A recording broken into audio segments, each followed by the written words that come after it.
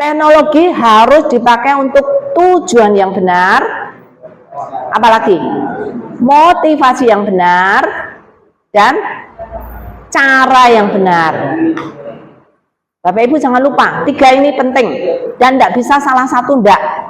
Saudara bisa punya tujuan yang benar, motivasi yang benar, tapi caranya salah, saudara juga akan tersesat. 3-tiganya harus benar, tujuannya harus benar, motivasinya benar, caranya benar. Nah, saya sekarang katakan dengan hati-hati ya. Banyak anak muda memakai AI ya untuk membuat tugas. Baik enggak? Baik. Tapi sekarang pertanyaan dulu, tujuannya untuk apa? Kalau tujuannya untuk dapat nilai tanpa kerja keras, boleh nggak?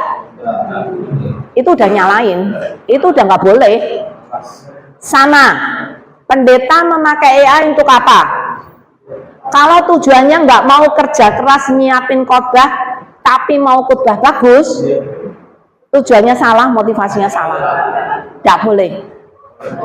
Jadi ya, Bapak Ibu, ketika saudara memakai AI, pikir baik-baik di hadapan Tuhan. Tanya diri sendiri, tujuanku untuk apa? Kalau saya mau khotbahku bagus, tapi aku nggak mau mikir dan nggak mau belajar sendiri, nggak boleh.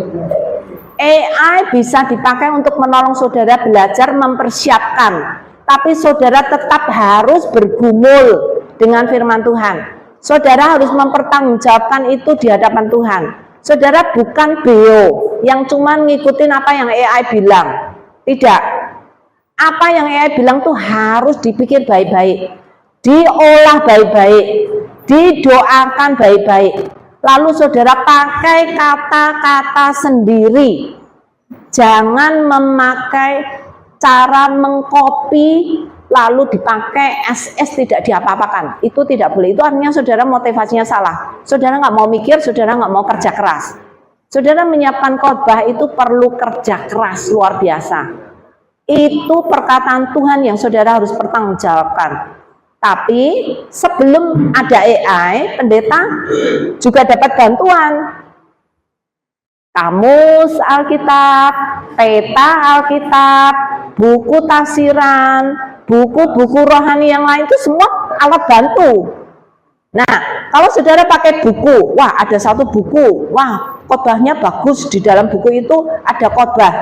Boleh nggak saudara pakai khotbah itu lalu saudara khotbahkan? Boleh kalau saudara bilang, ini khotbah si A, saya ambil persis, saya khotbahkan pada saudara. Saudara mengaku di hadapan jemaat. Kalau saudara mengambil dari buku, saudara nggak boleh mengutip lalu mengatakan, ini pendapat saya. Loh itu saudara ambil dari buku. Sama dengan AI. Ketika saudara memakai AI, saudara harus tanggung jawab. Kalau saudara memakai mengutip, saudara harus ngomong dengan jemaat, ini pendapat AI. Tetapi kalau saudara mengolah hanya sebagai kayak saudara punya referensi buku-buku ya, buku dari si A, dari si B, ini kamus, ini tafsiran, tafsiran dari A, tafsiran dari B, tafsiran dari Matthew Henry, tafsiran dari John Calvin, tafsiran macam-macam kan? Saudara olah dulu, keluarkan dengan kata-kata sendiri. Saudara mikir, saudara berdoa. Ketika saudara baca itu kan saudara nggak semuanya tak kasih jemaat, enggak kan? Yang penting bagi jemaat mana? Yang dibutuhkan jemaat apa? Itu kan hasil pergumulan saudara dengan Tuhan. Sama ketika memakai AI, saudara harus tanggung jawab. Bukan copy paste langsung dipakai dan saudara tidak mikir. Itu salah besar. Nanti yang pinter AI-nya saudara jadi bodoh. Itu bahaya terbesar dari AI. Terus kalau saudara tidak mau mikir dan selalu lakukan itu, akhirnya saudara akan kecanduan. Saudara nggak pernah lagi bisa belajar dengan baik karena saudara cuma ngambil dan copy paste. Itu semua harus dikumpulkan dan saudara harus mengolah untuk menjadi bahan khotbah yang saudara gumulkan bersama dengan Tuhan. Mungkin saudara dapat 10 poin, tapi berdoa pada Tuhan, Tuhan mana yang aku kasih ke jemaat? Oh, 3 poin saja cukup. Saudara, selebihnya untuk saudara. Ya. Jadi saudara, kami dari Yayasan Bakas Sabda tidak mengajarkan hamba Tuhan untuk minta AI bikinkan khotbah instan. Saudara harus bergumul dulu, cari bahan, cari latar-latarnya apa, cari konten apa, nanti saya akan ajarin satu persatu ya. Jadi Bapak Ibu, saudara harus ingat, Alkitab tidak anti teknologi, tapi Alkitab anti orang yang punya tujuan tidak benar, motivasi yang tidak benar. Motivasi saudara memakai AI adalah untuk menjadi alat, bukan menggantikan saudara. Posisi saudara tidak akan digantikan oleh AI kalau saudara tanggung jawab. Ya, kalau saudara cuman beo apa yang katakan AI, ya saudara sudah digantikan oleh AI. Saudara cuma jadi talking head, saudara cuma jadi kepala AI saja. Padahal saudara tidak boleh 100% percaya hasil dari AI. Memang hasilnya rata-rata bagus, tapi ada kalanya kalau saudara bikin prompt yang salah, bisa salah. Jadi saudara harus hati-hati, gitu ya. Jadi Bapak Ibu, ini ayat yang saya pikir saudara harus ingat. Ya, dari Kolose 1 ayat 16.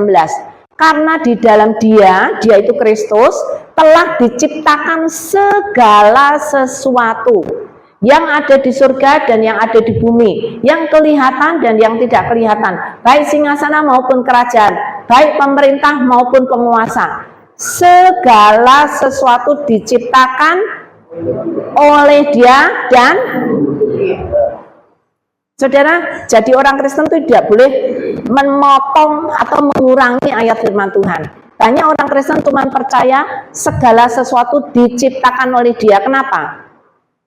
Karena kepandian kan dari Tuhan. Manusia nggak punya kepandian kalau bukan Tuhan yang kasih. Manusia bisa menciptakan teknologi karena apa? Karena ada otak yang diberikan oleh Tuhan kepandian, diberikan kreativitas, diberikan kepintaran sehingga manusia bisa menciptakan. Jadi pada dasarnya teknologi itu dari siapa, Bapak Ibu? Dari Tuhan. Wong kepintaran dari Tuhan. Saudara nggak ada, nggak dikasih Tuhan, saudara nggak bisa apa-apa. Ya. Nah, banyak orang, betul Bu, saya punya kepandian itu dari Tuhan. Saya punya pengetahuan itu dari Tuhan. Saya punya berkat-berkat rumah itu dari Tuhan. Saya punya gadget itu dari Tuhan. Saudara mengakui enggak itu? Tapi kan pakai uang saya. HP saudara dari Tuhan atau dari saudara? Itu berkat dari Tuhan. Ya, berkat dari Tuhan. Nah, sekarang yang tanggung jawab saudara. Apakah saudara cuman mengakui bahwa segala sesuatu diciptakan dari Tuhan, oleh Tuhan? Apakah juga dipakai untuk Tuhan? Orang Kristen cuman bagus di depannya, tapi belakangnya dilupakan. Untuk bukan hanya dari Tuhan atau oleh Tuhan, tapi sekarang saya tanya, HP saudara pakai, saudara akui itu dari Tuhan. Saudara pakai untuk Tuhan? Saudara diberikan berkat rumah oleh Tuhan. Saudara sudahkah pakai rumah itu untuk Tuhan? Bukan hanya mengakui berkat dari Tuhan, tapi juga untuk Tuhan. Karena itu Bapak Ibu, Yayasan Bakas Sabda punya moto, teknologi itu dari Tuhan. Karena itu harus dipakai untuk memuliakan Tuhan. Pertama, harus dipakai untuk memuliakan Tuhan. Selebihnya itu saudara harus tanggung jawab pada Tuhan. Ya, jadi saudara, sekarang Yayasan Bagas mengajari saudara dengan AI. Tapi saudara harus ingat pesan dari Sabda.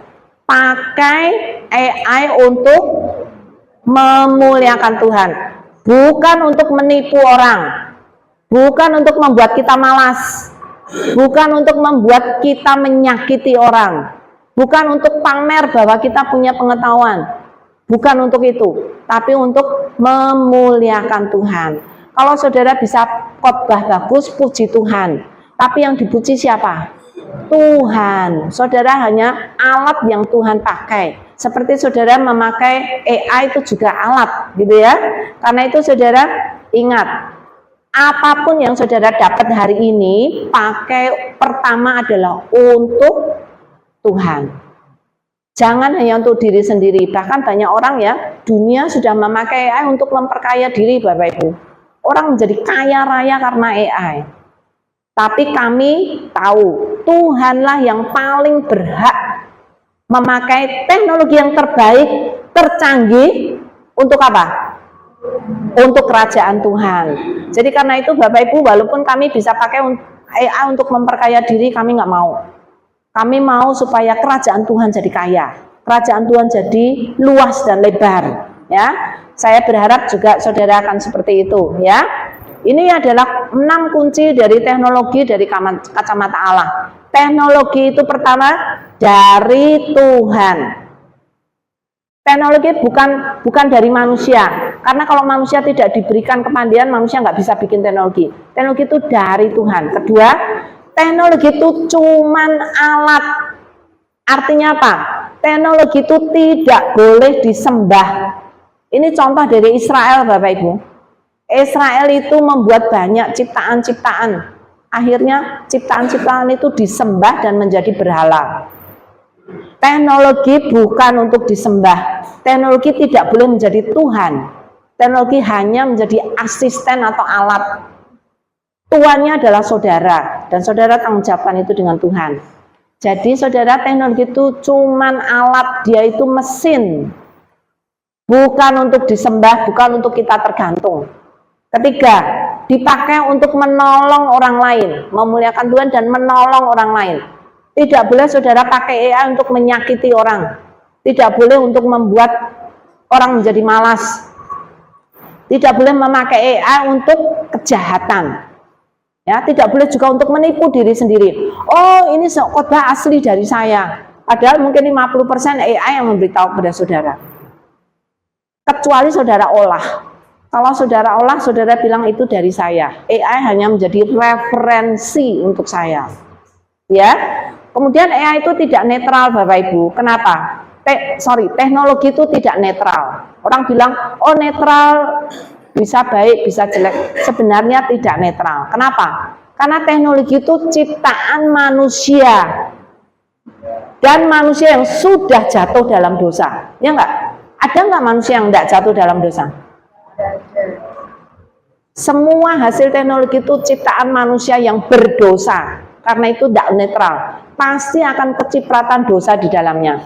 Karena itu semua teknologi selalu punya kelemahan.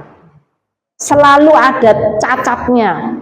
Tidak ada teknologi yang sempurna. Selalu ada cacatnya.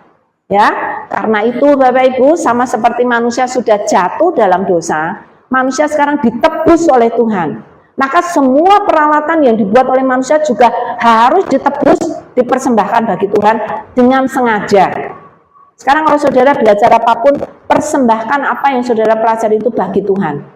Teknologi dari Tuhan tidak netral, tetapi saya mau tebus itu. Seperti saya sudah ditebus oleh Kristus. Sekarang semua barang saya yang saya ciptakan harus ditebus untuk Tuhan. Supaya apa?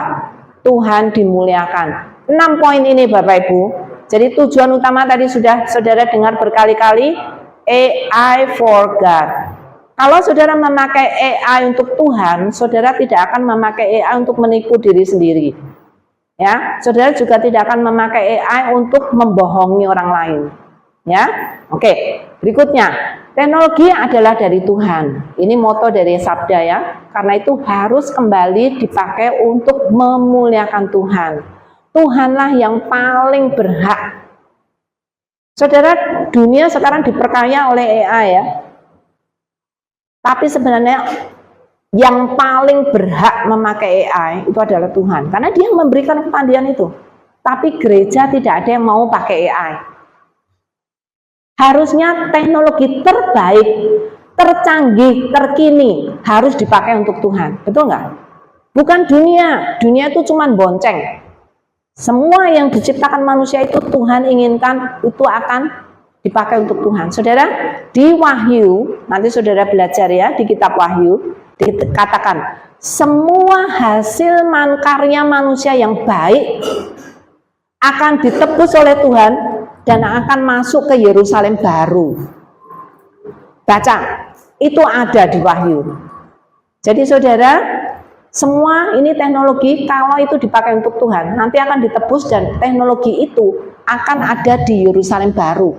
Ketika nanti kita semua diangkat oleh Tuhan, masuk ke Yerusalem baru, ke surga, di sana bukan cuma manusia, bukan cuma ada hewan dan binatang, tapi juga ada hasil karya manusia yang baik yang dipakai untuk Tuhan, akan ditebus di sana.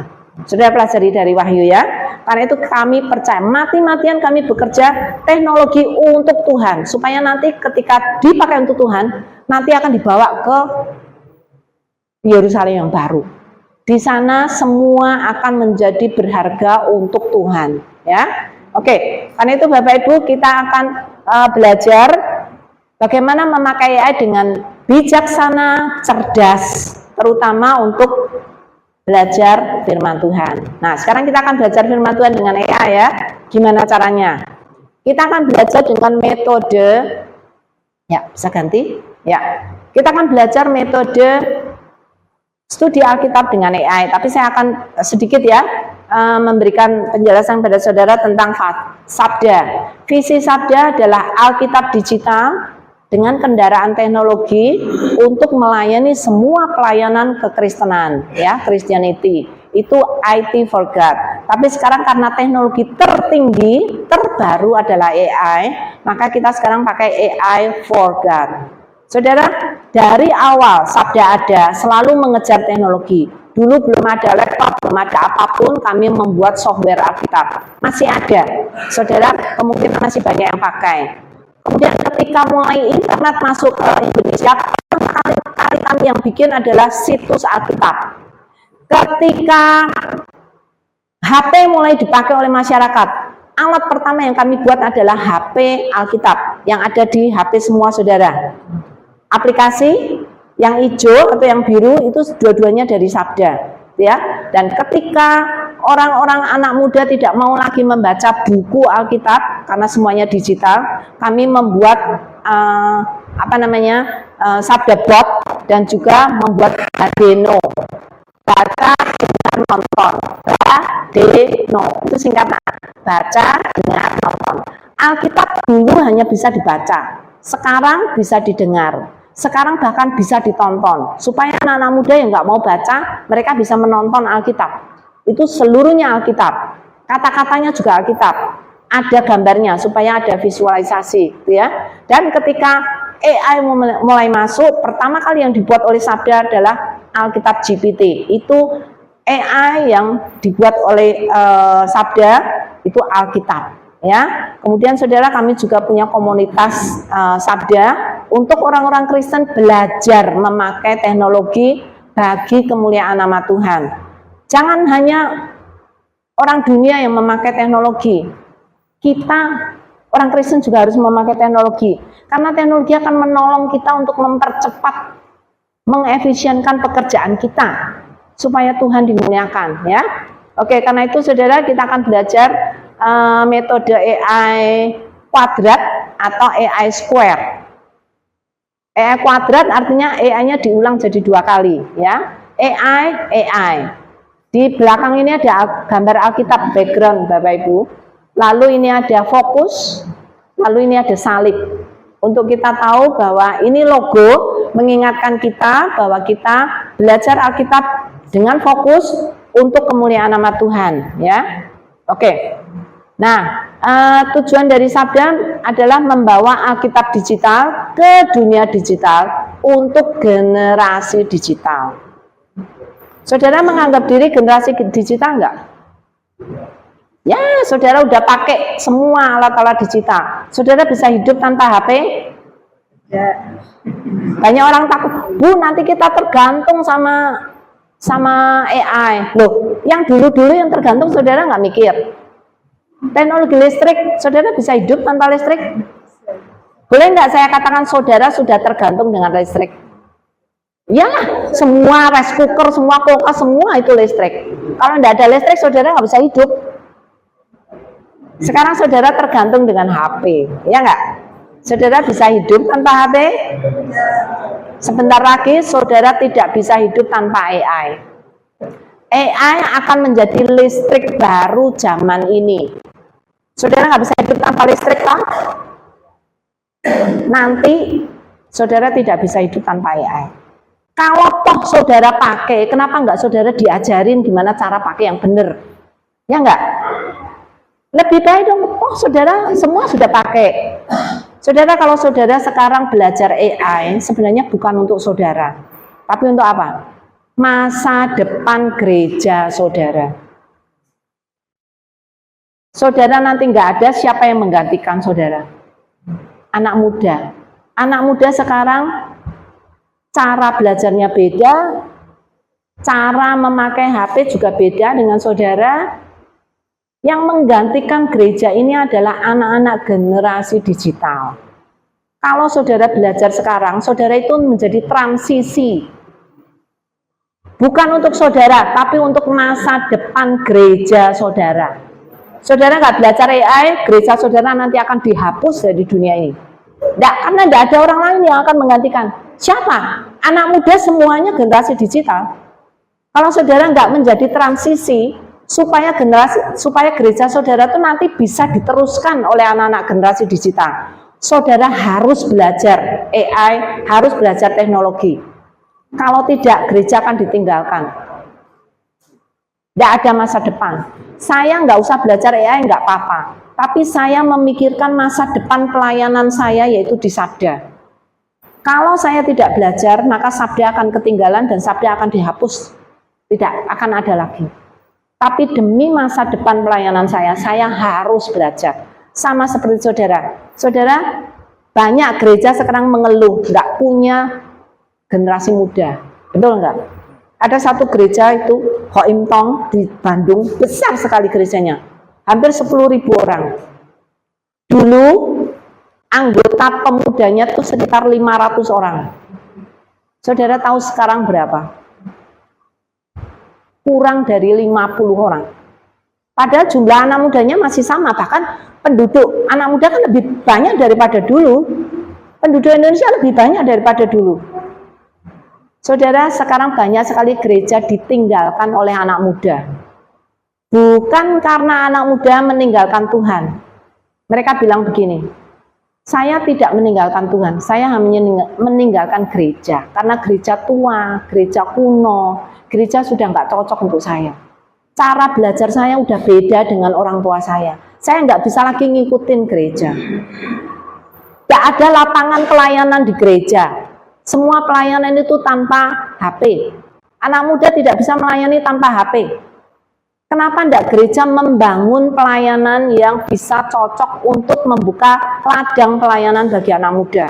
Supaya nanti ada transisi. Ke depan itu gereja saudara akan menjadi gereja yang dipenuhi anak-anak digital. Tapi kalau saudara terakhir dan saudara, habis itu tidak ada lagi orang yang akan datang ke gereja saudara. Kecuali saudara beradaptasi. Bagaimana membangun gereja ini supaya anak muda bisa masuk dan menggantikan saudara. Ya, jadi saudara sekarang ego kita disingkirkan. Pikirkan Tuhan. Apa nanti nasib gereja Tuhan di masa yang akan datang kalau saudara tidak menjadi transisi untuk masa depan. Bapak Ibu, saya sangat berharap gereja saudara juga akan menjadi gereja generasi AI. Anak-anak yang sekarang usia 5 tahun ke bawah, semuanya itu kita sudah menyebutnya generasi AI. Mereka akan ke gereja tidak? Pikirkan baik-baik ya Bapak Ibu. Bapak Ibu sekarang belajar AI bukan untuk ibu, bukan untuk bapak. Untuk masa depan gereja saudara. Ya, oke. Ini Bapak Ibu, kami mengadakan banyak sekali roadshow, terutama di Solo juga kami lakukan. Terutama ya Bapak Ibu untuk anak-anak remaja. Kami pergi ke SMA Negeri 1, pergi ke SMP Negeri 1, itu 2 sekolah yang paling besar di Solo dan paling banyak muridnya. Dan kami datang gurunya nggak optimis, pesimis. Aduh, anak remaja sekarang suruh belajar Alkitab, nggak ada yang mau, Bu. Bahkan mereka, ya kalau ibu mau terserahlah. Udah diperingatkan, anak muda nggak ada yang mau belajar Alkitab. Ya, Ketika kami ke sana mengajarkan ini, metode AI Square, wah, sampai jam selesai mereka belum pergi. Sampai gurunya bingung, ini harusnya udah pindah kelas, kok masih di sini? Mereka masih asik membicarakan Alkitab. Luar biasa ya. Jadi bukan anak muda nggak suka Alkitab Bapak Ibu, caranya belajar beda. Kalau pakai alat yang baru mereka suka. Tapi kalau pakai cara yang lama, khotbah, renungan, khotbah,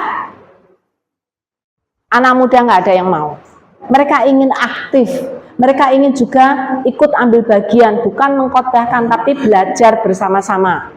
Ya, itu ciri-ciri dari generasi Gen Z. Mereka tidak mau mendengar, mereka mau aktivitas bersama-sama. Ya, jadi kami sudah melakukan banyak sekali ke ratusan gereja di seluruh Indonesia.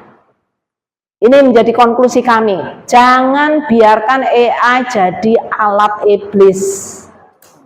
Saudara, sekarang AI itu lebih banyak yang pakai orang jahat dibandingkan orang yang baik. Kita harus berperang dengan mereka bagaimana memenangkan supaya iblis tidak bekerja melalui alat-alat ini. Bagaimana kita terus berjuang, ya, untuk AI dipakai menjadi alat Injil. Menjangkau jiwa anak-anak muda, belajar Alkitab dengan cara yang baru, gitu ya. Ini yang akan kita lakukan. Nah, Bapak Ibu, kita akan bersiap, kita akan praktek menggunakan AI dengan belajar Yohanes 3. Ada yang ingat apa yang ada di Yohanes 3? Karena demikian besar Allah. Siapa yang mau menghafal dan maju ke depan tanpa melihat? Ada yang mau, Pak? Ya. Yohanes 3 ayat 15. Karena besar kasih Allah akan dunia ini, sehingga Ia telah mengaruniakan anaknya yang tunggal, supaya setiap orang yang percaya kepadanya tidak binasa, melainkan beroleh hidup yang kekal. Wow, terima kasih. Ada hadiah, Pak. Hadiah buku dari Sabda. Ya, Bapak Ibu, kita akan belajar Yohanes 3. Ya, tapi sebelum itu saya akan mengingatkan Bapak Ibu kan sudah belajar hermeneutik kah? Hermeneutik sudah pernah belajar ya? Waktu di kampus mungkin Bapak Ibu lupa, saya akan ingatkan.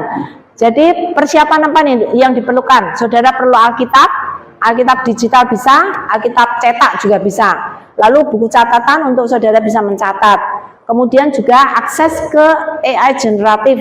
Saudara bisa pakai ChatGPT, saudara bisa pakai Perplexity, saudara bisa pakai Meta, pakai Gemini, pakai Cloud, pakai macam-macam. Sebenarnya AI itu banyak Bapak Ibu. Alat AI itu ada ribuan. Yang paling kita kenal memang ChatGPT karena dia yang paling pertama. Tapi kalau nanti saudara sudah bisa pakai ChatGPT, saudara mau pilih yang lain juga bisa. Nanti saudara bandingkan. Oh, ternyata saya lebih suka pakai Gemini. Oh, ya nggak apa-apa. Oh, ternyata saya lebih suka pakai Perplexity. Ya nggak apa-apa. Saudara harus coba-coba dulu, ya. Lalu, saudara harus kuasai skill prompting fokus. Siapa yang sudah belajar rumus fokus hari ini? Lah, nggak ada. Lah, gimana sih? Tadi udah diajarin Bu Evi loh ya. Iya, lali. Aduh, belum keluar dari ruangan, Pak. Sudah lali. Oke, skill prompting fokus itu menjadi modal. Kuncinya apa? Percakapan. Saudara, dengan AI itu bukan seperti buku. AI itu seperti orang karena bisa diajak bicara. AI, saya mau yang ini. Ternyata dia kasih, oh bukan yang itu, tolong coba yang ini. Oh, saya nggak mengerti yang ini. Bisa nggak kamu kasih tahu yang ini? Oh, yang ini kok nggak ini. Saudara tuh bisa ngomong seperti saudara punya asisten dosen. Dosen teologi yang terbaik, bahkan dia gelarnya doktor. Sekarang saudara punya asisten doktor untuk menolong saudara mengerti banyak dari Alkitab ya. Lalu saudara hafalkan metode AI Square. Tapi saya akan ingatkan dulu prinsip utama hermeneutik. Untuk saudara tahu ya, kami mengajarkan saudara AI untuk belajar Alkitab dengan prinsip-prinsip, bukan ngamur, tapi dengan skrip. Pertama, jangan comot ayat lepas dari konteksnya. Saudara nggak bisa ambil satu ayat terus saudara artikan sendiri satu ayat itu, nggak boleh. Saudara harus membaca satu perikop atau satu pasal, karena itu konteksnya. Saudara ingat waktu di kuliah dulu, konteks sangat penting sekali. Saudara nggak boleh mengkhotbahkan hanya satu ayat tunggal, dicopot dari konteksnya. Saudara harus membaca seluruh perikopnya, seluruh ayatnya. Kedua, pelajari konteks penulisannya, siapa yang nulis, tahun berapa ditulis, siapa yang menulis, intinya apa, garis besarnya apa. Itu semua ada di buku survei Bapak Ibu. Ingat survei perjanjian lama, survei perjanjian baru, itu ada. Saudara harus ingat itu. Jadi kalau saudara mempelajari Matius, saudara belajar konteks penulisan Matius. Siapa yang nulis, garis besarnya apa, intinya apa, itu harus ngerti supaya saudara nggak salah gitu ya. Kemudian gali latar belakangnya, latar belakang politik, latar belakang budaya. Misalnya kalau saudara sedang berkhotbah tentang pernikahan di Kana, ya, saudara belajar latar belakang saat itu, pernikahan saat itu. Bukan seperti saudara mikir sekarang. Kalau mikir sekarang, waduh, mereka nanti mabuk. Loh, zaman dulu bedanya beda dengan sekarang. Kalau saudara praktekkan pernikahan Kana seperti sekarang, semua orang dikasih anggur, ya mabuk semua. Enggak, itu budaya zaman itu. Saudara nggak bisa pakai zaman sekarang. Mikir latar belakangnya dulu, gitu ya. Latar belakang sosial, latar belakang geografis. Kadang-kadang saudara melihat, kenapa Yunus dibilang kok dia turun ke Yerusalem, turun dari Yerusalem. Oh, lihat dari geografis, oh ternyata Yerusalem itu ada di tanah yang lebih tinggi daripada di Tarsis misalnya ya, dan macam-macam. Oke, analisa kata-kata penting dari satu pasal itu atau dari ayat yang saudara ingin khotbahkan. Kata-kata pentingnya apa? Cari bahasa aslinya.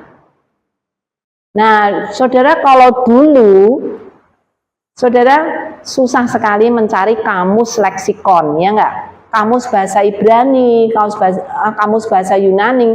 Sekarang AI memiliki akses yang luar biasa untuk bahasa Ibrani dan Yunani.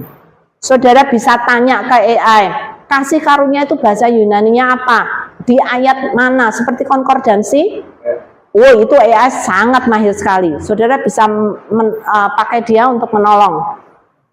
Ya, jadi saudara pelajari kata-kata penting yang situ dan bahasa aslinya apa. Kemudian saudara lakukan eksegesis bukan eisegesis. Apa maksudnya? Saudara harus mengeluarkan arti dari Alkitab. Bukan saudara sudah punya pikiran lalu cari-cari ayat yang cocok. Itu namanya eisegesis. Saudara memberi arti kepada. Padahal Alkitab itu sudah punya arti. Saudara harus mengeluarkan artinya, itu arti yang dari Allah inginkan. Bukan kita yang memberi arti. Ya, jelas ya Bapak Ibu.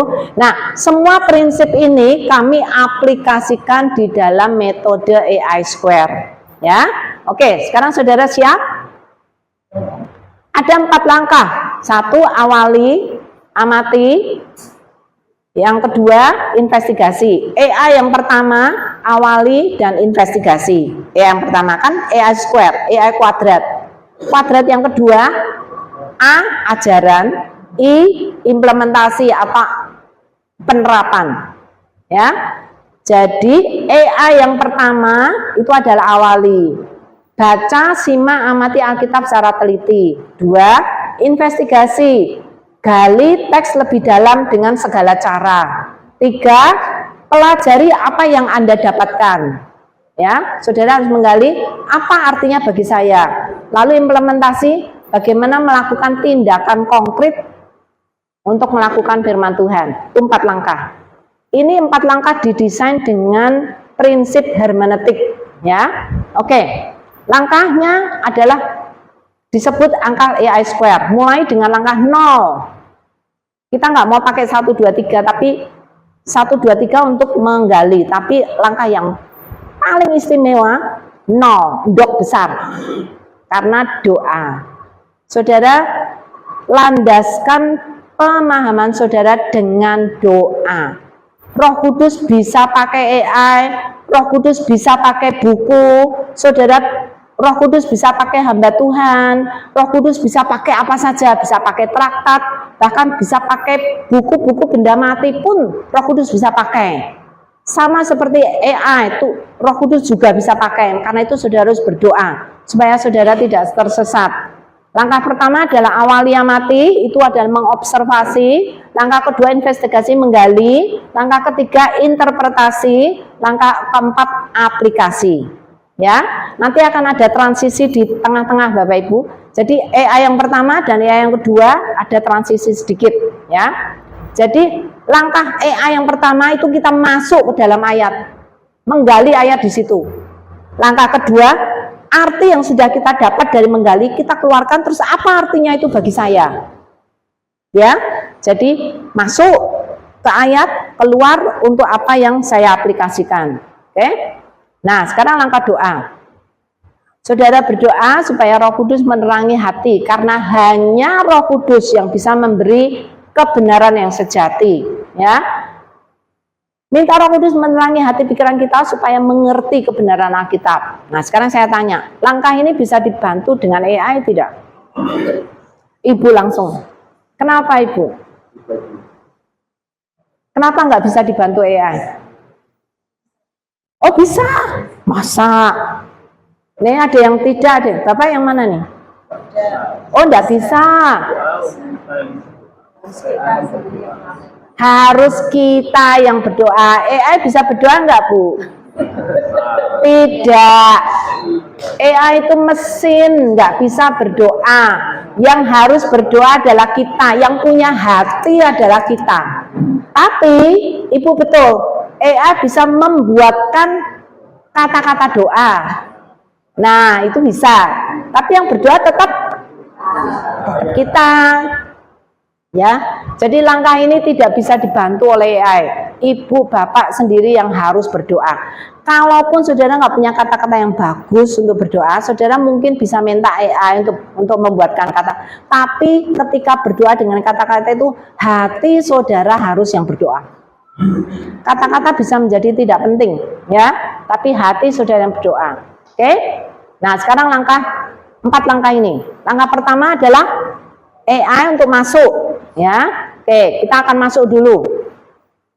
Baca dengan teliti seluruh perikop yang dipelajari. Nah, karena ini latihan kan saya nggak bisa maksa saudara untuk baca, nanti lama. Saya anggap pura-pura saudara sudah baca, karena kita harus demo ya, harus latihan. Oke, apa saja yang harus diamati? Kan itu tadi kan baca dengan teliti, amati dengan teliti seluruh perikop. Apanya yang diamati? Satu, konteksnya.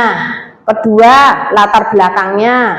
Ketiga, kata-kata pentingnya. Kata-kata penting itu studi kata di dalam pembelajaran Alkitab ya. Saudara pernah tahu dapat itu di kampus ya?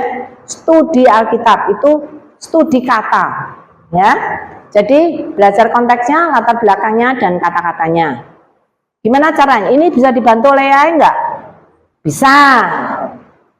Untuk menemukan ini, saudara perlu buku survei perjanjian lama dan survei perjanjian baru. Bapak Ibu perlu kamus Alkitab dan kamus bahasa Ibrani Yunani. Untuk dapat ini, Bapak Ibu perlu perlu latar belakang, itu dari ensiklopedia Alkitab. Latar belakang sejarah, latar belakang geografis, latar belakang sosial. Semua buku itu AI punya. Nah, sayang sekali, saya kalau pergi ke rumah pendeta ya, saya selalu tanya, koleksi bukunya apa Pak? Gitu ya. Karena kan pendeta nggak bisa nggak baca buku. Dari mana pengetahuan saudara kalau nggak dari buku?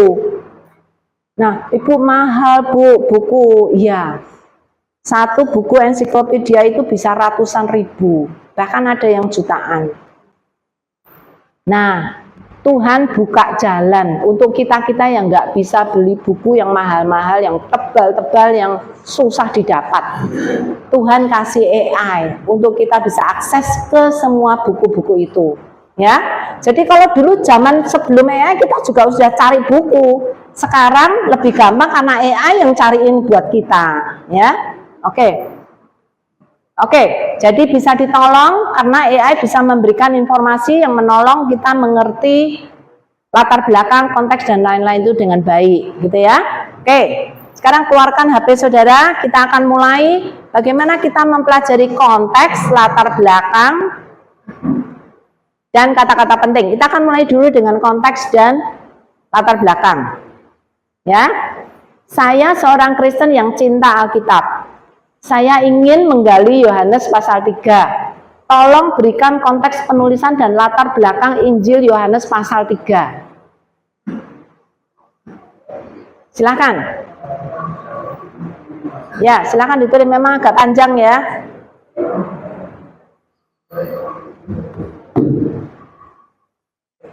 Yang udah dapat silakan sharing.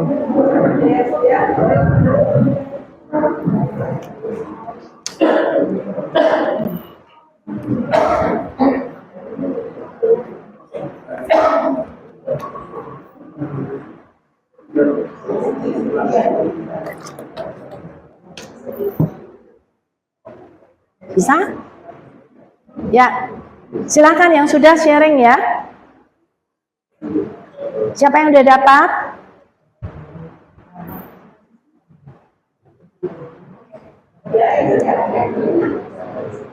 Bapak sudah dapat? Oh, ngedrop HP-nya. Anu ngecharge di belakang, Pak. Ya.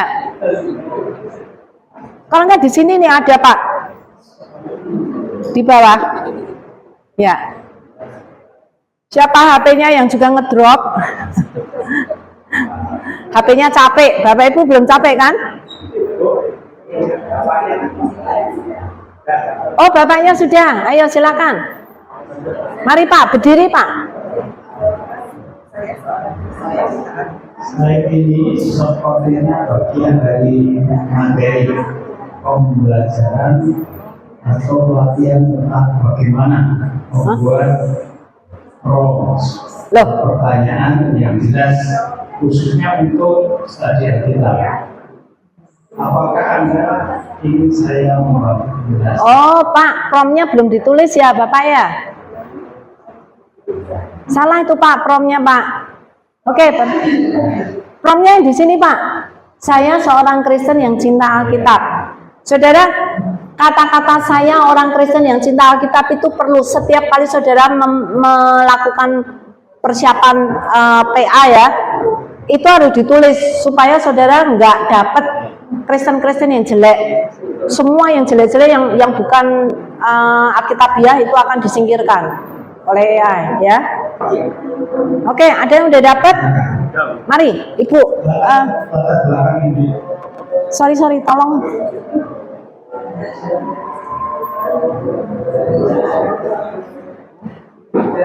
Anu promnya ditulis dulu Pak, sudah? Ya. Konteks penulisan dan latar belakang Injil Yohanes pasal yang kedua. Injil Yohanes ditulis oleh Rasul Yohanes, salah satu murid Yesus yang paling dekat. Injil ini menekankan keilahian Yesus Kristus dan hubungan antara Bapa dan Anak. Yohanes pasal 3, pasal ini berisi percakapan antara Yesus dan Nikodemus, seorang Farisi dan pemimpin agama Yahudi. Nikodemus datang kepada Yesus pada malam hari untuk berbicara tentang ajaran Yesus. Percakapan dengan Nikodemus. Dalam percakapan ini Yesus berbicara tentang kelahiran baru atau lahir dari atas sebagai syarat untuk melihat kerajaan Allah. Yesus juga menekankan tentang misi dari dunia untuk menyelamatkan manusia melalui iman kepadanya. Ya, banyak ya Bu ya. Ya, masih banyak. Kita nggak bisa terlalu banyak sharing satu-satu aja ya, karena pertanyaannya banyak. Itu tadi satu. Saudara, sebelum saudara berkhotbah menyiapkan PA, lakukan dulu pelajaran ini. Cari konteksnya, cari latar belakangnya. Jangan langsung tiba-tiba diartikan sendiri. Itu artinya saudara ngasih. Itu namanya eisegesis. Saudara memberi arti kepada Alkitab. Padahal Alkitab itu harusnya hidup dan berbicara kepada kita. Jadi cari latar belakangnya, kemudian cari konteksnya, ya. Nah, langkah yang kedua, investigasi teks Alkitab lebih dalam dengan segala cara. Itu tadi pertama, konteks dan latar belakangnya. Setelah itu sudah enggak, masih banyak lagi. Saudara bisa menggali, kejar AI, bisa memberikan sebanyak mungkin. Nah, sekarang saudara investigasi ya. Salah satu, ini saya kasih contoh-contohnya saja ya. Nanti Bapak Ibu bisa membuat prompt sendiri. Ya, saya ingin mempelajari lebih dalam kata-kata penting dalam Yohanes 3 dalam bahasa Yunani.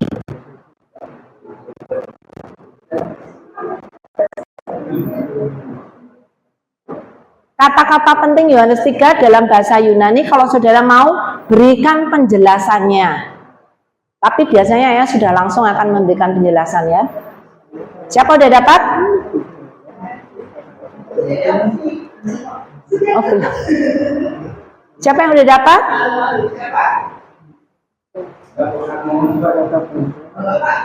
Bapak, sudah Pak? Oh belum. Saya ingin mempelajari lebih dalam kata-kata penting dalam Yohanes 3 dalam bahasa Yunani.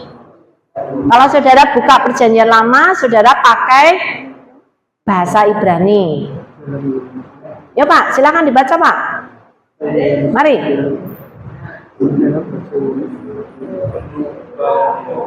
Kata-kata penting dalam Yohanes 3. Yohanes 3 adalah bahasa Yunani, yaitu yang pertama binatang, dilahirkan atau melahirkan kembali. Yang kedua pneuma Ya. atau roh. Seringkali Roh Kudus atau roh secara umum. Yang berikut anagenete, dilahirkan kembali atau kelahiran rohani. Kemudian yang berikut pistis, iman atau percaya. Yang berikut alonios, kekal selama-lamanya, Hidup yang kekal, ya. hidup yang kekal. Yang berikut huios, merujuk pada anak Allah atau Yesus. Dan yang berikut kosmos, yaitu dunia. Yang berikut pos atau terang. Selanjutnya zoe atau sering hidup atau sering makna hidup kekal atau spiritual dan seterusnya. Wah, banyak banget ya. Wah, luar biasa. Kalau saudara nggak mau banyak-banyak, saudara bisa batasi. AI, saya ingin mempelajari kata-kata 5 kata-kata penting. Nah, dia akan ambilkan yang paling penting cuma 5. Kalau saudara mau 3, saya ingin mempelajari 3 kata-kata penting dari Yohanes. Supaya saudara nggak dikasih kebanyakan. Kalau kebanyakan saudara mempelajarinya lumayan ya. Nah, itu salah satunya. Mau contoh prompt yang lain? Investigasi, menggali lebih dalam. Berikutnya, jelaskan konsep lahir baru dari perspektif Yohanes. Karena Yohanes kan menulis 4 buku ya, 3 surat dan 1 Injil. Nah, apakah perspektif Yohanes dari 3 surat dan 1 Injil ini bisa menolong kita mengerti tentang lahir baru? Jelaskan konsep lahir baru dari perspektif Yohanes.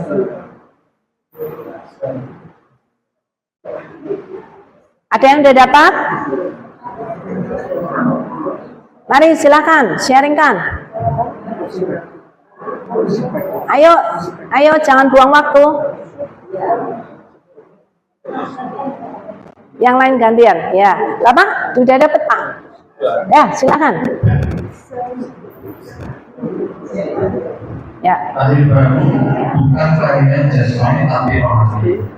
Yesus menegaskan bahwa seseorang tidak bisa melihat atau masuk dalam kerajaan Allah hanya dengan kelahiran fisik saja, melainkan harus mengalami kelahiran baru secara rohani, sesuatu transformasi dari dalam yang dilakukan oleh Roh Kudus. Ya, wow, masih banyak lagi ya penjelasannya. Wah, oke.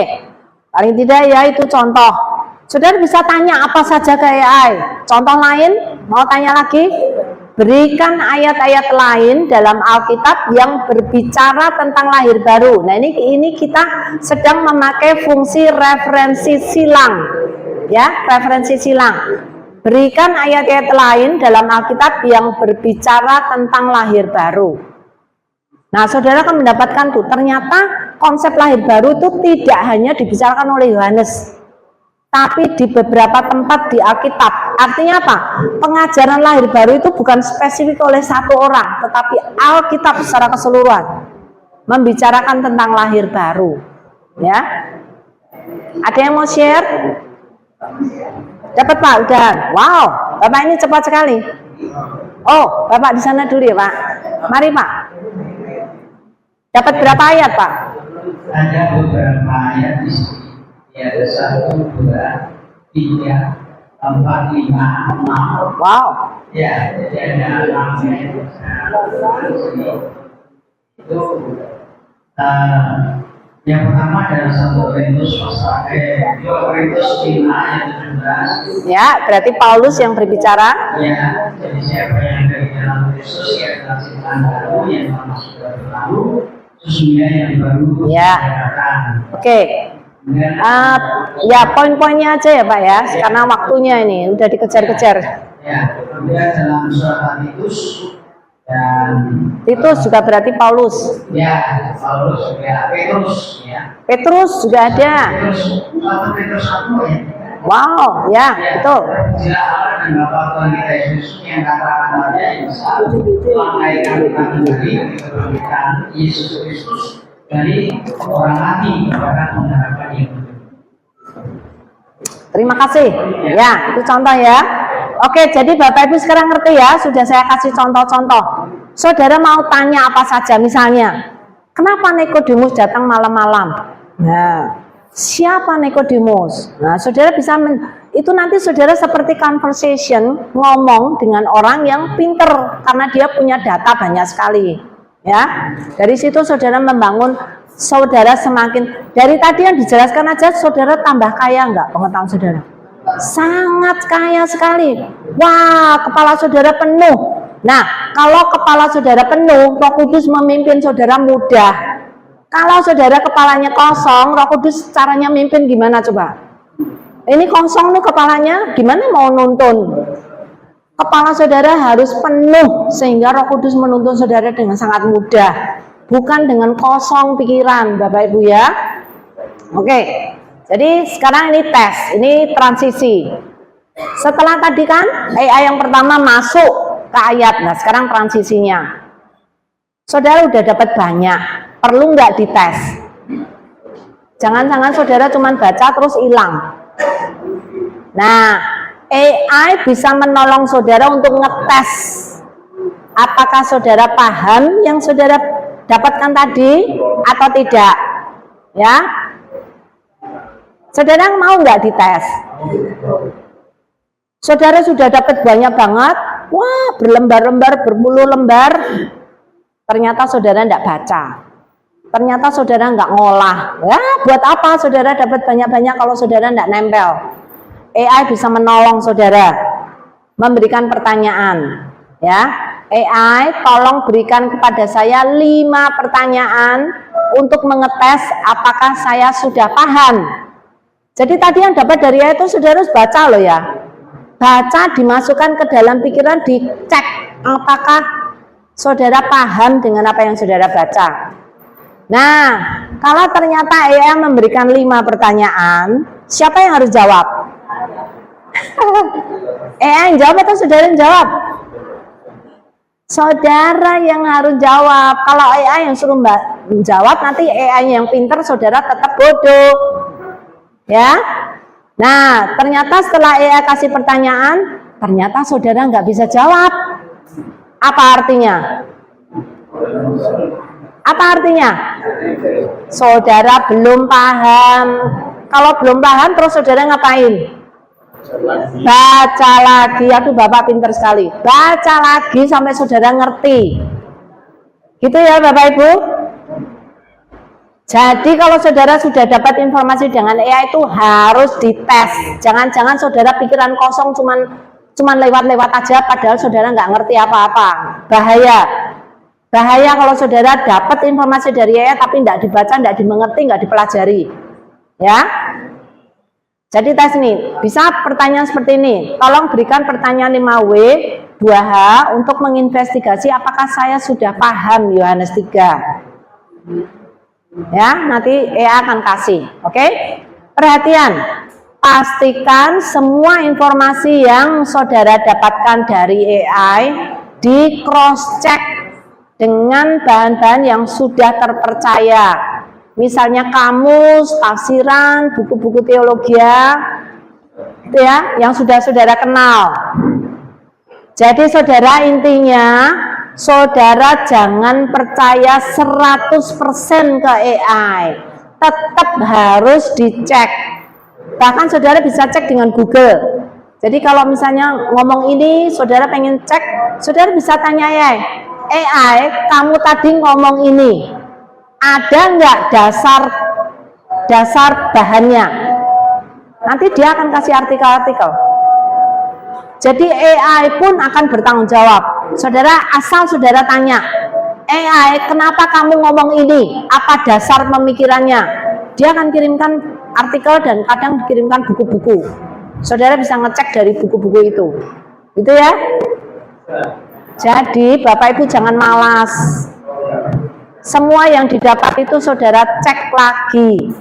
Apakah itu sudah betul? Saudara bisa cek dengan Google. Karena di Google itu ada banyak buku, ya. Oke. Sekarang langkah kedua, itu keluar. Langkah saya salah, itu harusnya salah. Ajaran dan implementasi, salah ya. Sorry, saudara, ini nanti saya betulin ya. Ajaran dan implementasi itu keluar. Apa artinya bagi saya?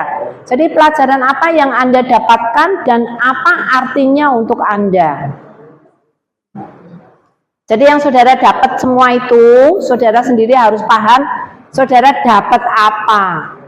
Pelajaran apa yang saudara dapat, gitu ya?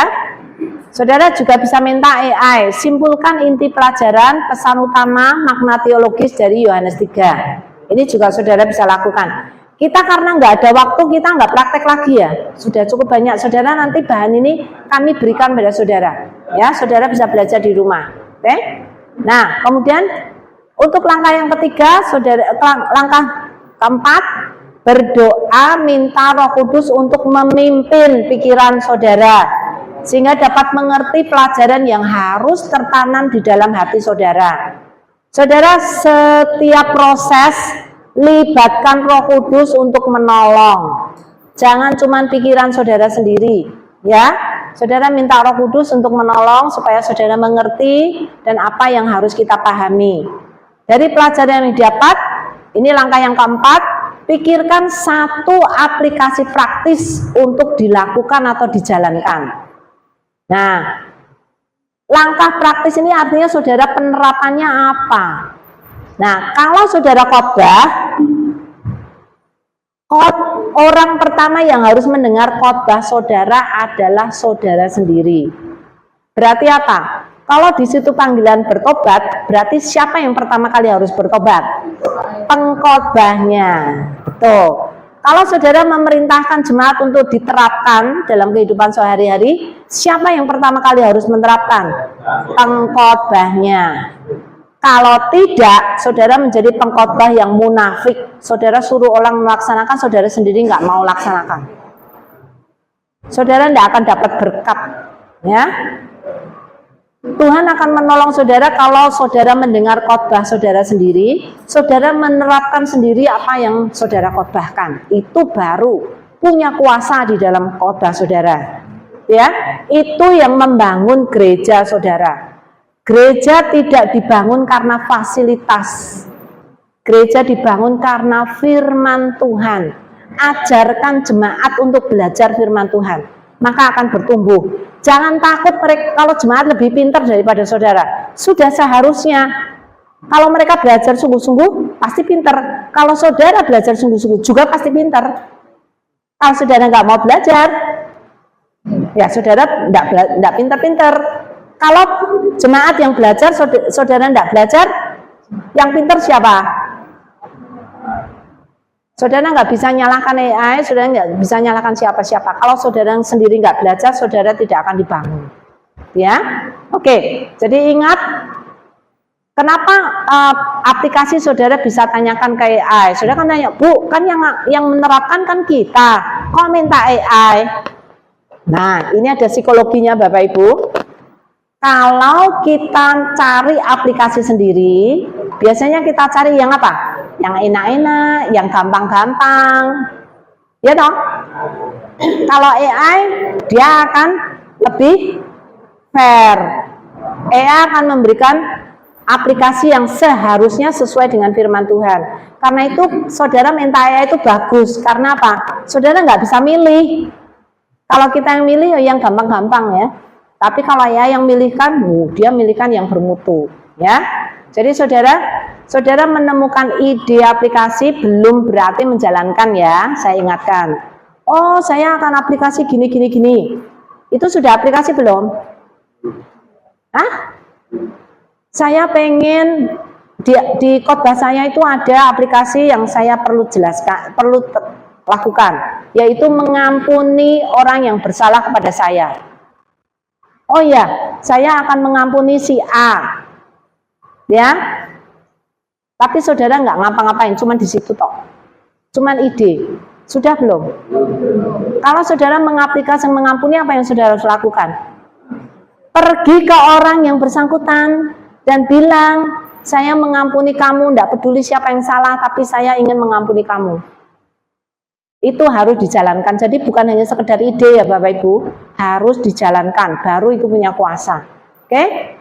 Saudara bisa minta AI berikan 3 usulan aplikasi praktis untuk saya lakukan dalam tindakan nyata sebagai seorang pendeta misalnya ya, atau sebagai seorang ibu rumah tangga, atau sebagai seorang mahasiswa. Nanti dia akan beda-beda. Kalau yang tanya pendeta, aplikasinya beda. Kalau dia yang tanya mahasiswa, aplikasinya akan beda. Kalau dia adalah ibu rumah tangga, aplikasinya akan beda. Karena ya tahu ibu rumah tangga itu kerjanya apa. Kalau pendeta itu kerjanya apa, dia akan tahu. Ya, Bapak Ibu. Ya, oke, selesai sampai di sini. Hasil PA saudara bisa multiplikasi. Jadi tadi hasil semua yang saudara sudah pelajari, saudara bisa jadikan itu artikel. Saudara bisa jadikan itu, kalau itu untuk anak remaja, bisa untuk renungan remaja. Bisa untuk kalau itu anak-anak, saudara bisa bikin cerita untuk anak-anak. Kalau saudara itu untuk drama, saudara juga bisa ya minta AI untuk membuatkan drama. Dari hasil PA-ku tadi, tolong buatkan drama. Atau dari PA-ku tadi, tolong buatkan lagu supaya saya ingat pelajarannya. Ya. Jadi bisa 1001 cara.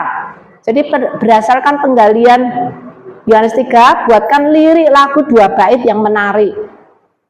Nanti dia akan bikinkan lirik. Saudara, saya sudah lakukan ini. Saudara mau dengar? Saya minta AI, kemudian saya pergi dari ChatGPT, lagunya udah dapat ya, liriknya. Lalu saya pergi ke suno.com, saya minta suno.com untuk membuat lagunya. Jadi, lagunya dibuatkan oleh teman saya. Saudara mau dengar lagunya? Yakin? Ada audionya enggak? Kalau enggak pakai mic aja.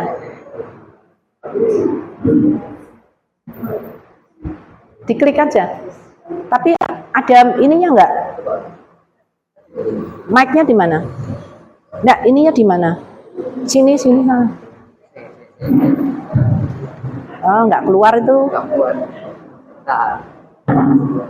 Sebentar.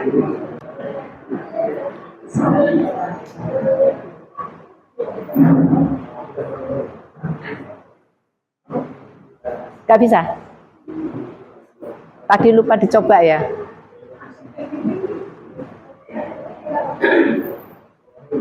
Nanti ini saudara, bukan ini. Ya, ini.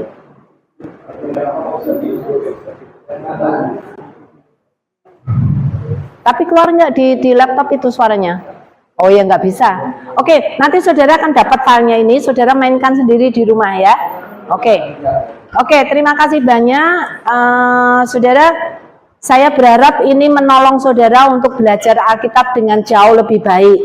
Dan kalau saudara belajar Alkitab lebih baik, khotbah saudara juga pasti akan lebih baik.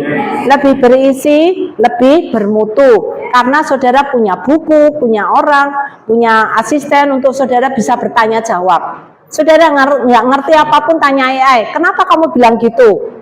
Seperti kalau saudara bicara dengan manusia. Ya, oke. Terima kasih banyak. Pak Ari, waktunya udah lebih, tapi ada 2 bahan yang belum selesai. Gimana? Bapak Ibu, kami berhenti sekarang atau masih mau lanjut? Berarti waktunya lebih gitu loh. Tawarkan. Sudah.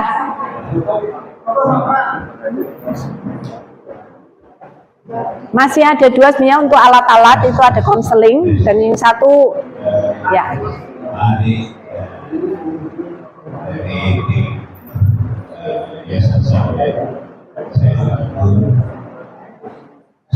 Maju Pak, maju aja ke depan Pak, ke depan Pak. Oh ya. Saya sudah tanya dari diberkati dengan seminar ini semuanya. Terima kasih diberkati.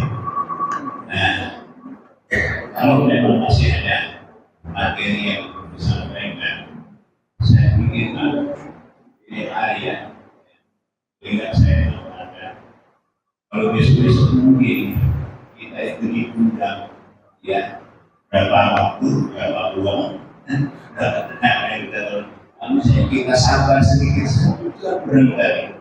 Ini masih materi yang ada. Waduh, ini sangat normal bagi kita sedang ya. Jadi kami bisa usul hari langsung konseling aja ya. Terus habis itu 4 pilar. Itu 1 jam ya. Enggak sampai 1 jam Pak. Enggak sampai 30 menit. 30 menit Pak. 30 menit. Ya.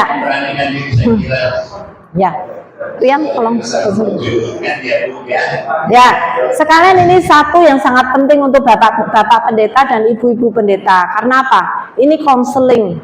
Bagaimana menolong jemaat kita ketika mereka bermasalah. Cuma satu peringatan ya Bapak Ibu.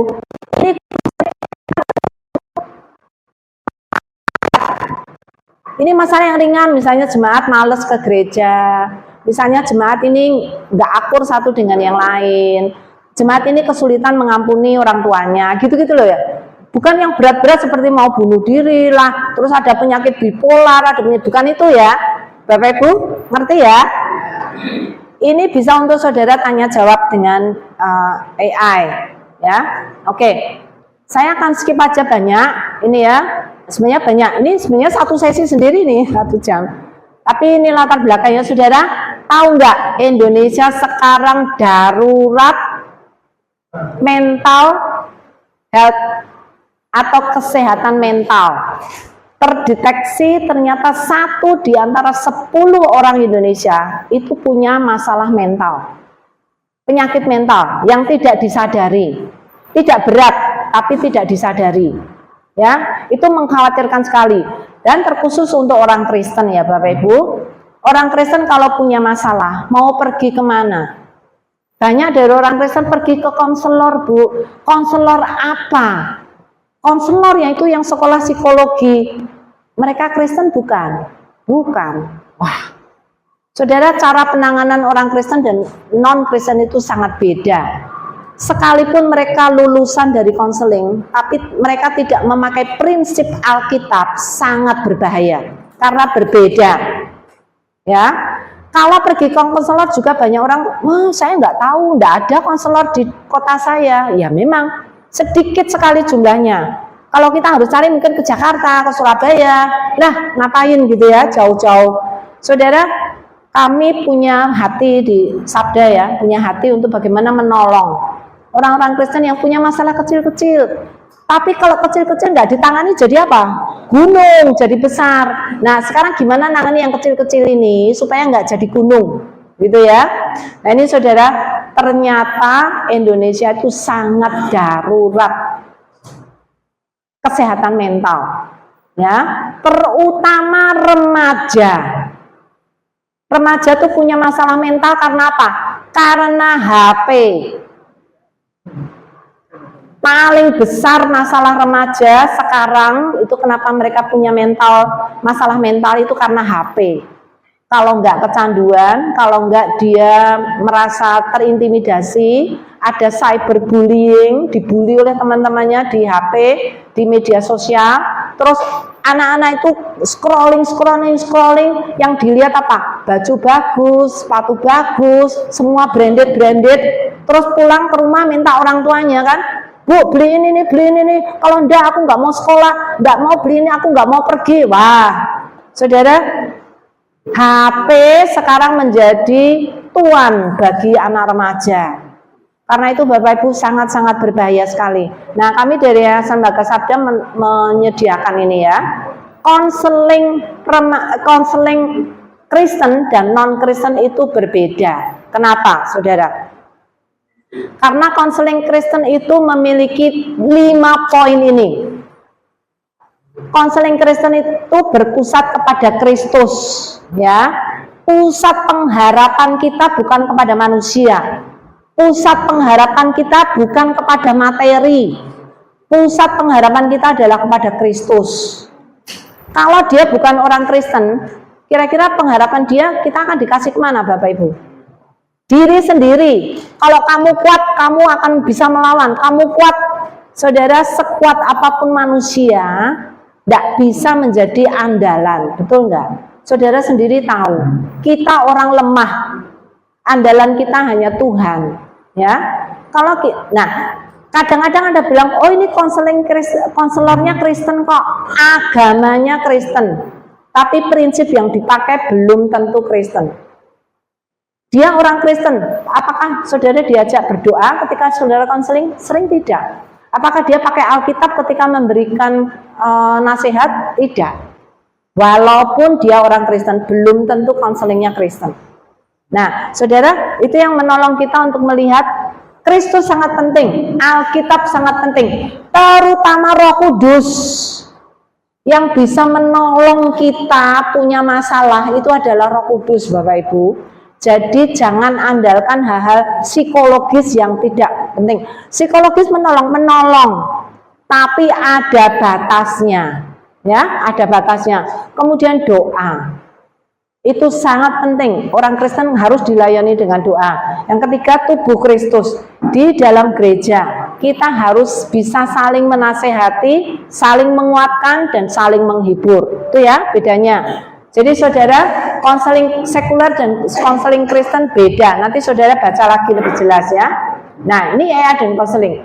Penggunaan EA untuk konseling di luar negeri sudah banyak sekali. Terutama remaja. Saudara kenapa? Udah enggak perlu itu, Ana. Tahu nggak saudara? Kenapa remaja lebih senang memakai AI untuk konseling daripada dia pergi ke manusia? Kenapa? Tidak ember.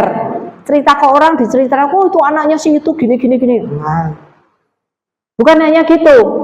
Kadang dijat, sudah dihakimi sebelum tanya apa, kamu tuh nggak boleh gitu, kamu tuh nggak boleh gitu, kamu harusnya nggak gitu. Remaja dibilang kayak gitu langsung lari, udah nggak ada yang mau dengerin. Saudara, remaja sangat banyak sekali memakai konseling AI untuk dia curhat. Nah, kalau mereka toh akan cari AI untuk curhat, kenapa nggak dikasih yang Kristen? Supaya apa? Supaya mendapatkan pertolongan dari perspektif Kristen, bukan dari perspektif dunia. Kalau perspektif dunia ya, kamu harus percaya diri. Percaya diri bagus nggak? Oh bagus, kamu harus percaya diri supaya kamu nggak malu, supaya kamu punya confident, punya rasa percaya diri. Saudara, Alkitab tidak pernah mengajarkan kita untuk percaya diri. Yang Alkitab ajarkan adalah percaya Kristus. tapi dunia mengajarkan kamu harus percaya diri, kamu harus bisa gini. Saudara, itu bukan konseling Kristen ya. Konseling Kristen apa? You percaya kepada Kristus, Kristus yang memberi kekuatan kepada kamu, Kristus yang menolong kamu, Kristus yang membangkitkan kamu, bukan kamu kuat sendiri, Kristus yang membangkitkan kamu, Kristus yang menolong kamu untuk sukses, bukan dengan keinginan manusia, tapi keinginan Allah, gitu ya, Bapak Ibu. Jadi banyak sekali. Karena itu kami menggunakan AI yang sudah kami training dengan data-data yang Kristen, dan kita training AI, konselor AI ini dengan Alkitab, supaya ketika dia memberikan memberikan nasihat itu berdasarkan Alkitab. Dan konseling ini lebih istimewa lagi, tidak menyimpan data kita. Kalau konseling lain, Bapak Ibu, data saudara diambil, privasi saudara bisa dijual, bisa bahkan untuk menakut-nakuti. Sekarang ada banyak ya. Makanya kalau saudara pilih AI tools, alat AI, harus hati-hati. Ada yang mereka menyimpan data-data saudara kemudian dijual ke orang lain atau ke perusahaan. Maka saudara dapat iklan-iklan yang nggak jelas dan segala macam. Itu sering karena data saudara diambil. Tapi konseling ini kami tidak menyimpan data, ya. Jadi privasi saudara terjaga karena kami nggak akan lihat, oh ini anak ini, nggak ada, karena dihapus. Begitu selesai konseling langsung dihapus, tidak ada data-data itu, ya. Oke. Jadi saudara, ini adalah konseling yang kami buat, yaitu konseling GPT, ya. Jadi AI ini hanya mesin yang dapat dipakai untuk support. Jangan dipakai untuk mengandalkan ya Bapak Ibu, hanya untuk support, hanya untuk menjadi alat pendamping, ya. Manusialah yang dapat memberikan bimbingan spiritual. Jadi saudara tetap harus ada orang lain. Kalau ada anak remaja yang curhat kepada saudara, saya bukan konselor, saya nggak bisa ngasih nasihat, ajak dia dan saudara pergi ke AI konseling, sama-sama konseling di situ dan saudara melihat. Dan saudara memberikan dorongan, saudara memberikan ini ya. Oke. Jadi saudara, kelebihan konseling pakai AI. Alat pendamping siap pakai. Saudara mau konseling jam 3 pagi, jam 1 pagi, kapanpun saudara bisa konseling. Kemudian akses bahannya banyak sekali, seperti tadi saudara sudah lihat ya. AI punya banyak sekali data yang bisa menolong. Kemudian tidak pernah capek dan tidak pernah marah. AI nggak bisa marah Bapak Ibu. Jadi saudara bisa konseling apapun, bahkan saudara marah ke AI juga nggak marah, gitu ya. Oke, lalu memberikan informasi, rekomendasi yang sangat luas, tidak menghakimi. Kemudian punya kemampuan bahasa yang sangat tinggi sekali, dan juga merekomendasikan kegiatan atau simulasi.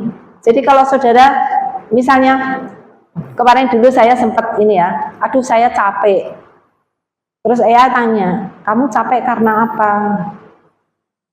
Ya enggak tahu, mungkin pekerjaan apa yang kamu punya kok membuat kamu capek. Jadi AI itu menolong kita mengurai masalah, bukan memberi solusi ya Bapak Ibu, tapi mengurai masalah kita untuk cari akarnya tuh di mana. Lalu dia akan tanya, kamu mau aku kasih ayat-ayat supaya menguatkan kamu? Dia akan tanya dulu, dia akan minta izin, nggak akan langsung didrel kasih ayat-ayat, enggak. Dia akan tanya, kamu mau saya kasih ayat untuk kamu? Kalau mau nanti saya akan kasih, itu ya. Jadi saudara, dan juga bisa mengukur progres ya dengan cepat. Tapi ada kelemahannya. Kelemahannya apa? Tidak punya emosi. Jadi dia tuh nggak bisa kasihan kepada saudara, nggak akan. Ya, jadi jangan mengharap belas kasihan dari AI. AI itu nggak punya perasaan. Dia nggak punya empati bagi saudara. Terus tidak bisa memahami nuansa konteksnya. Jadi saudara harus menjelaskan betul-betul, nggak bisa tahu siapa saudara, kecuali saudara bilang ke dia, saya seorang anak tunggal, saya seorang anak pendeta, saya merasa tertekan karena papa saya sibuk, mama saya sibuk, saya tidak diurusi. Kan sering anak pendeta kayak gitu ya, dia akan konseling dengan AI, mengeluh kepada AI tentang situasinya dia. Nanti AI akan memberikan jawaban-jawaban yang sangat baik ya. Nah, tidak baik untuk efek jangka panjang. Kalau saudara terlalu dikit-dikit tanya AI, dikit-dikit masalah tanya AI, lama-lama saudara akan tergantung. Nah, itu hati-hati ya. AI bisa membuat ketergantungan. Kita yang harus sadar, jangan nyalahkan AI. Saudara sendiri sadar itu bisa tergantung, jadi jangan menggantungkan diri. Ya. Kemudian ada masalah etis kalau saudara tidak memakai alat yang tepat. Kemudian dia lebih menghargai efisiensi daripada martabat, namanya mesin ya. Kemudian bisa bias ya. Jadi kalau bias dia bisa memberikan informasi yang tidak betul. Misalnya kalau saudara konseling untuk masalah perempuan misalnya ya. Kadang-kadang perempuan di Indonesia dengan perempuan di Barat itu beda. Atau bahkan misalnya saudara sedang membicarakan tentang kedudukan perempuan di lingkungan saudara. Bahkan perempuan Jawa Tengah dan Batak juga udah beda sekali. Nah itu AI nggak bisa bedain, makanya harus hati-hati. Saudara bilang, saya seorang Jawa yang punya budaya Jawa yang kuat. Nah dia baru akan tahu. Soalnya kalau tidak tahu konteksnya, langsung ngedrill saudara dikasih, padahal sudah tidak cocok untuk saudara. Jadi saudara memberikan yang jelas, gitu ya. Kemudian saudara juga hilang otonomi, saudara menjadi terlalu tergantung, lo terus percaya banget sama AI-nya. Nah itu sangat bahaya ya. Saudara harus sadar AI itu mesin. Jadi saudara jangan menggantungkan betul-betul kepada AI, itu ya. Oke. Jadi saudara ini tadi sudah sekarang konseling GPT itu adalah sebuah bentuk AI konselor atau konselor virtual yang dirancang oleh Yayasan Lembaga Sabda khusus untuk percakapan konseling berdasarkan ajaran Alkitab. Kalau saudara nggak mau ajaran Alkitab, ya jangan pakai konseling GPT. Konseling GPT ini hanya untuk melihat dari perspektif Kristen, tidak perspektif umum, tidak perspektif agama lain, hanya Kristen. Ya, tujuannya adalah untuk membantu pengguna menemukan penghiburan, penguatan, dan arah melalui nasihat firman Tuhan, bukan sekedar memberi solusi duniawi. AI tidak akan memberikan solusi duniawi, Bapak Ibu. Oke ya, ini visi misinya. Tujuannya menyediakan dukungan konseling Kristen 24 jam 7 hari, menjadi jembatan pada konseling Kristen yang profesional, meningkatkan pelayanan pastoral yang dibantu AI, mendorong pertumbuhan pribadi dan rohani berdasarkan Alkitab. Itu ya. Penggunaannya saudara nanti bisa baca sendiri. Saudara tinggal demo.